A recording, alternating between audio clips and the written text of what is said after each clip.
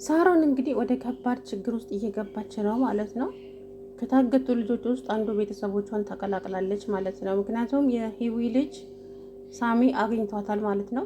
እንግዲህ ሂዊዬ ሲነግራት ፎቶዋንም አሳያት ማለት ነው። ሂዊ በጣም በደስታ ዘለለች፣ አበደች ማለት ነው።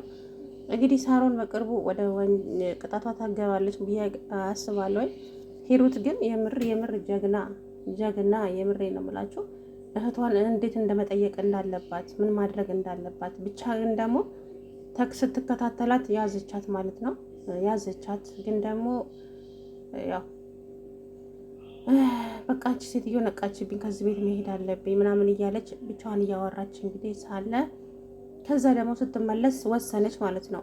የትም አልሄድም ከዚህ ቤት እያንዳንዱን የሰዎቹን ልጆች እያሳሰረች እያሳገተች የሸጠቻቸው ልጆች አስመልሼ የሂዊንም ልጅ አስመልሼ ከዛ በኋላ ሳሮንንም ለህግ ሳላቀርብ የትም አልሄድም ከዚህ ቤት አለች ማለት ነው።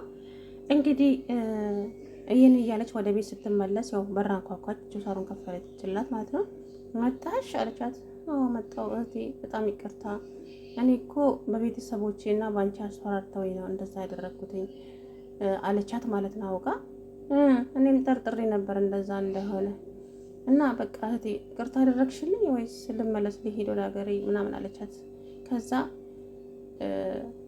ምን እኮ ለእናንተ ብዬ ነው በቃ በአንቺና በእናቴ የመጡብኝ ምናምን ስትላት እኮ የኔ ታናሽ እህት ለእኛ ብለሽ እንደሆነ አውቃለሁ ምናምን አለች። እና እንግዲህ ተቃቀፉና ያው ገባች። ከሷ ግን ከጀርባዋ ሌላ ነገር እያደረገች ነው ሂሩት ጀግናዋ ማለት ነው። እንግዲህ ወደ ቤት ገቡ። ከዛ ያው እንደፈረደባት ወደ ቤት ስትመለስ ሂዊ ክላሷን እያጸዳች ነበረ። ውጭ ብላ አጮኸችባት ማለት ነው። ሳሮን ግን ደህና ነሽ ስትላት ውጭልኝ አልኩሽ ውጭልኝ አለቻት። አስወጣቻት ማለት ነው። ከዛም እንግዲህ እንትና ማነች እቺ ሂሩት እና ሳሮን ቁጭ ብለው ጠይቀቻት ማለት ነው። ስለ ሁሉም ነገር ጠይቀቻት ማለት ነው። አሰላሙ አለይኩም ወራህመቱላሂ ወበረካቱ። ውድና የተከበራችሁ የቻናሌ ቤተሰቦች እንዴት ናችሁ? ደህና ናችሁ ወይ? እኔ ያለው አልሐምዱሊላህ። እንግዲህ ሂዊዬ ልጅ ተገኝታለች ማለት ነው። እሷ ናት አንደኛ ከታገተችበትና ከተሸጠችበት ወደ ቤተሰቦቿ የተመለሰችው ማለት ነው። ምክንያቱም በቃ አሁን ምን ማድረግ አለብኝ ብላ እያበደች ነው እራሷን ይዛ። በቃ ተነቃብኝ፣ አለቀልኝ ምናምን እያለች ነው ማለት ነው ሳሮን። እንግዲህ ያው እሷ በጣም በኃይለኛው ነው አሉ ገንዘብ የምታገኘው በነገራችን ላይ በጣም በኃይለኛው እና ያንን ገንዘብ ደግሞ ሁሌ ከሳሚ ጋር ንትርክ ነው። ከየት ነው የምታመጪው ይሄ ሁሉ ብር? ብሩ በጣም ብዙ ብር ነው። ከየት ነው የምታመጪው?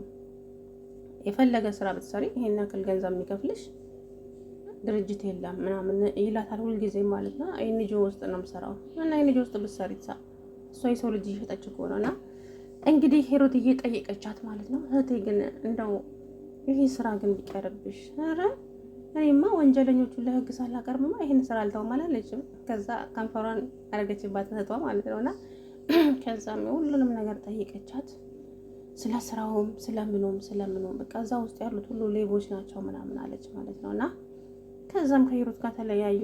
ከዛ ሳሚ እንትና ሂዊዬ ውጭ ደገፍ ብላ በቃ ትክዝ ብላ ቆማ እያለቀሰች ነበርና አንቺ ልጅ በቃ እስከ መቼ ነው የምትቆዝሚው? አታልቅሽ፣ በቃ ለሁሉም ነገር ፈጣሪ አለ። እኔ ሁሌ ሳይሽ እያለቅሽ በቃ አሁን በጣም እያሳዘንሽ ነው አለ ማለት ነው ሳሚ። አይደለም እየፎገርከኝ ማለት ነው አይደለም፣ የምሬን ነው። እኔ መቼ እንደምታምኘኝ አላውቅም፣ ግን ደግሞ በቃ አታልቅሽ፣ ሁሉም ነገር በጊዜው ይስተካከላል አላት ማለት ነው። ሂዊ የሳሮን እህት መሆኗን ያውቃል፣ ልቡ ያውቃል እኮ እሱ ማለት ነውና ከዛ በኋላ ልጅሽ ተገኝታለች፣ የምሬ ነው ልጅሽ አለች፣ በህይወት አለች ልጅሽ አላት። አትቀልድብኝ ምናምን በዚህ አይቀለድም ደግሞ በዚህ መጣህ እያለች ከፈለግሽ ፎቶውን አሳይሻለሁ ብሎ ፎቶውን አሳያት ማለት ነው። በቃ ደስ አላት ከምንም በላይ ሄዳ ወላላው ላይ ጥምጥም አለችበት ማለት ነው። ወላላው ላይ ጥምጥም ስትልበት ሂሩት መጣች። ከዛ ነው የቻቸው አይ አንቺ እንደምታስቢው አይደለም ሂሩት፣ አንቺ እንደምታስቢው አይደለም ምናምን አለቻት ማለት ነው። ምን አገባት አለ። ኧረ እንደውም ደስ ብሎኛል እንዲሆነች ስላየሁሽ፣ በቃ ስቀሽ ስላየሁሽ ደስ ብሎኛል አለቻት ሂዊን ማለት ነው ሂሩት። ከዛም እንግዲህ ሳሚና ሂሩት ሲጨቃጨቁ ምንድነው እሱ እንደዚህ ያስደስታት? ምን አገባሽ አንቺ እዚህ ውስጥ ምንም አያገባሽም ብሎ ሳሮንን እንትና ሂሩትን ገለማምጧት ወደ ቤት ተመለሰ ማለት ነው። ከዛም እንግዲህ ህውዬ እየዘፈነች እንግዲህ ለልጇ እየዘፈነች ነበርና ኧረ ጎበዝ ናት የምር። ከዛ በቃ ስምጥ ብሎ እያያት ነበረ እንትና ማለት ነው ዳዊት።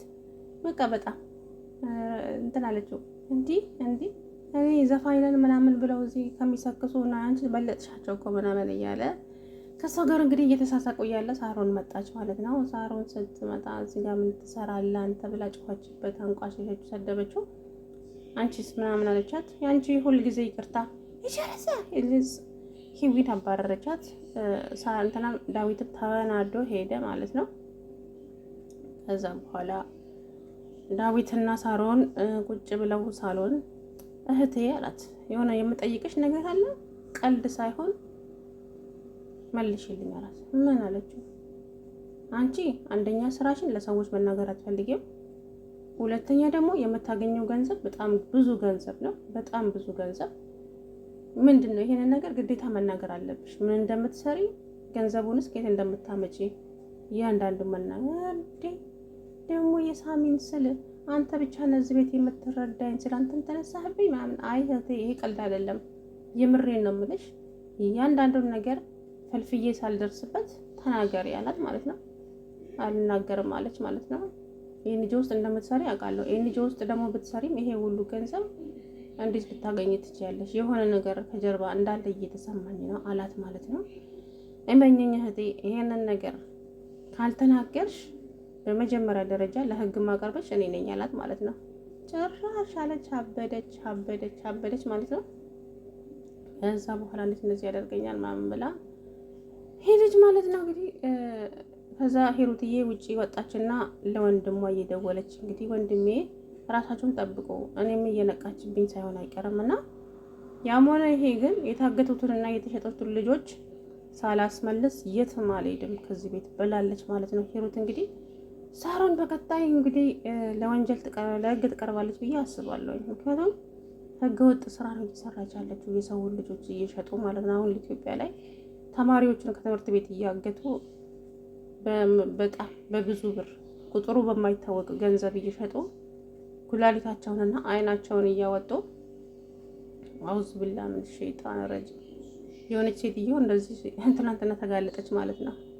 የምር የሆነ ልዑል የሚባል ልጅ አጋለጣት ማለት ነውና በጣም ህንጻ ቤት ያለችበት ቤቱ እናቴ ያላሙዲን ቤት ይመስላል ማለት ነው። እንደገና ሌላ ህንጻ አስገምታለች። ምክንያቱም የደሃ ልጆችን ከትምህርት ቤት እያሰረቁ እያመጡ ኩላሊታቸውን እያሸጡ ማለት ነውና አላህ ይጠብቅ እንደዚህ አይነት አሪዎስ ሰይጣኖች።